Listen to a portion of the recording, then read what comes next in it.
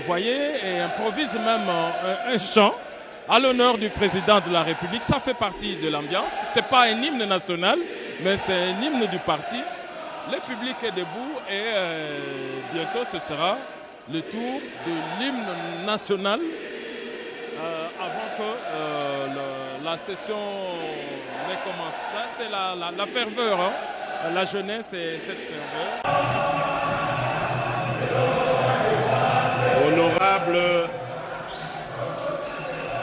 Honorable président de l'Assemblée nationale, honorable président du Sénat, honorables députés et sénateurs réunis en congrès, mesdames et messieurs, distingués invités, mes très chers compatriotes,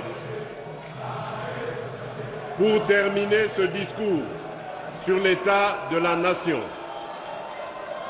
je dois rappeler que cette première année de mon nouveau mandat a été marquée par un démarrage raté, ou plutôt retardé, j'allais dire, notamment en raison du temps nécessaire mis pour la désignation de la Première ministre et la mise en place des institutions conformément aux prescrits de notre Constitution. Ces délais, bien que contraignants, étaient indispensables pour respecter les échéances et les procédures fondamentales de notre démocratie. Cependant, cette situation nous invite à une réflexion commune.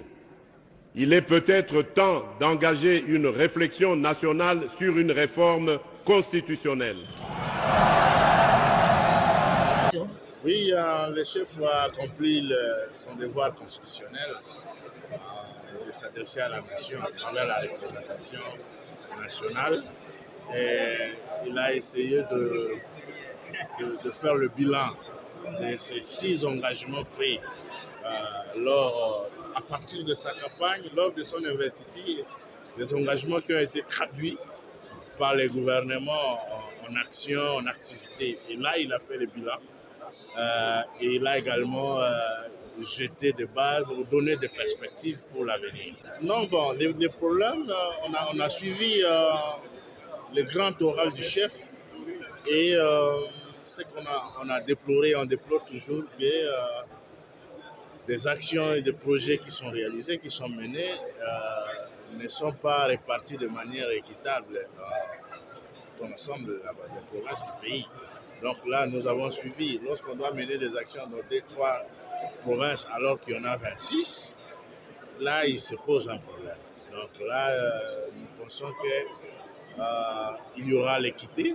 Je n'ai pas suivi nulle part où on cite la province de la Mongala dans les différents projets qui sont réalisés et qui sont en vie. Et là, ça pose problème. Donc, nous demandons toujours, nous demandons et nous lançons ce plaidoyer que le déploiement des ressources, la répartition des ressources à travers le pays soit de manière équitable, que tout le monde se retrouve, puisse s'engager dans cet élan de développement, cette volonté de bâtir un pays plus beau qu'avant, de bâtir un Congo plus grand qu'anime le chef de l'État à travers son discours comme nous venons de le suivre.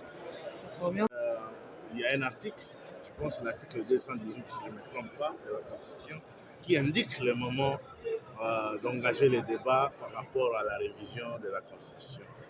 On ne peut pas toucher à la Constitution, on ne peut pas engager les débats par rapport à la révision pendant l'état de siège, pendant l'état de guerre ou pendant l'état d'urgence. Donc, moi, je pense qu'on est en pleine guerre d'agression qui nous a été posée par le mandat.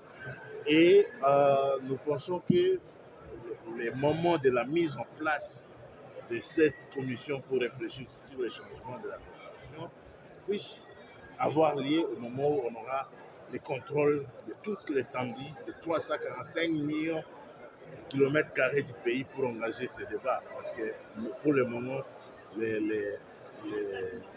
les débats-là ne peuvent pas engager dans le contexte de l'environnement actuel.